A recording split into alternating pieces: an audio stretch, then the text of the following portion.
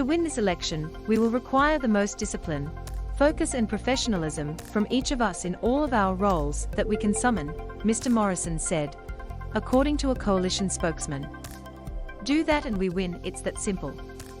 Health Minister Greg Hunt also urged the government MPs to back their leader, saying critics had written off the coalition before the elections in 2001, 2004 and 2019. Mr. Hunt said Mr. Morrison would rank just above former Prime Minister John Howard if he won the coming election.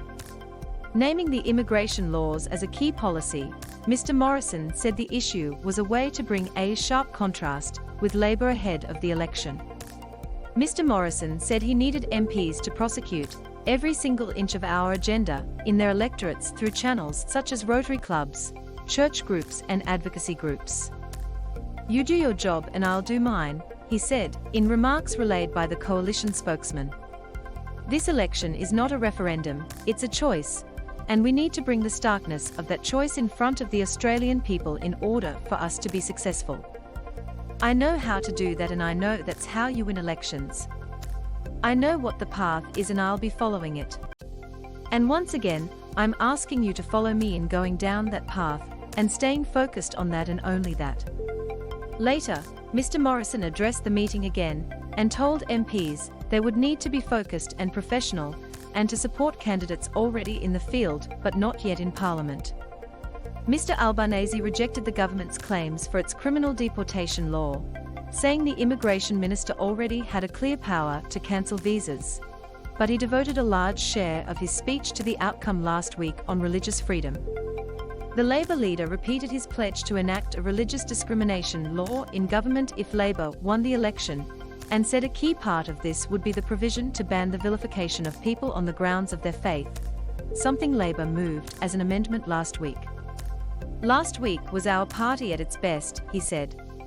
If we had done what the Greens wanted, we would have failed to protect people. Mr. Albanese referred to the Greens' position on climate change in 2009, when it voted against the Labour government's emissions trading scheme, to tell the caucus that Labour had been right to try to amend Mr. Morrison's draft law rather than trying to reject it in total. With the government accusing Labour of being weak on China, Mr. Albanese urged colleagues to hold firm and argued that every government scare campaign had blown up in its face, and the same had happened with the latest warning from security chiefs about the recruitment of political candidates.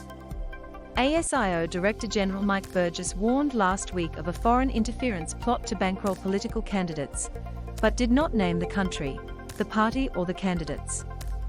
The Sydney Morning Herald and The Age later reported the attempt focused on potential candidates in NSW Labour, with Victorian Labour Senator Kimberley Kitching naming the alleged puppeteer behind the scheme. Mr. Albanese, who spoke to Mr. Burgess on Friday, told his caucus the ASIO chief had no concerns about any Labour candidates for the coming election, and that Mr. Burgess had endorsed a public remark by Mr. Albanese to this effect.